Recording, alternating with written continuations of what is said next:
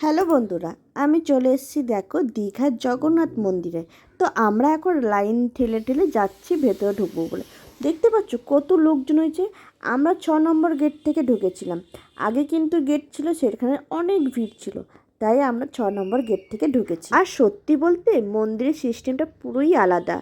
যেমন পুরীর মন্দিরে অনেক নিয়ম শৃঙ্খলা ছিল, কিন্তু এখানে সেরকম না। জাস্ট এরকম ঠাকুর দেখা। এখানে কিন্তু প্রসাদ বলতে কিছুই দেয় না, পুজো তো দেয় না। তো খুব খারাপ লাগলো। আর দেখতে পাচ্ছ এইদিকে খুব সুন্দর করে সাজিয়েছে। আমরা ভেবেছিলাম সকাল সকাল মন্দিরে যাব, কিন্তু এতটাই গরম ছিল, তার জন্য আমরা বললাম সন্ধেবেলায় মন্দিরে যাব। আর আমরা কিন্তু বৃষ্টি ওয়েদার দেখে কিন্তু দীঘাতে গেছি, বৃষ্টি তো পেলাম না, রোদ্দুর পেলাম। আর মন্দিরের ভিতরে যখন ঢুকছি তখন বলছি কি ফোন অ্যালাউ নেই, মানে ক্যামেরা করা চলবে না। তো আমি তাও তো লুকিয়ে লুকিয়ে না ক্যামেরা করেছি।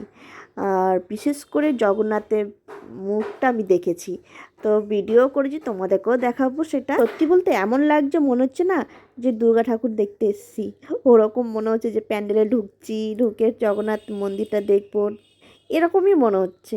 তো আমি দেখতেই পাচ্ছ ঠাকুরের মুখটা দেখে নিচ্ছি, তারপর আমরা বাইরে চলে এসেছি। তো কেমন লাগলো অবশ্যই কিন্তু লাইক কমেন্ট শেয়ার করে দিও।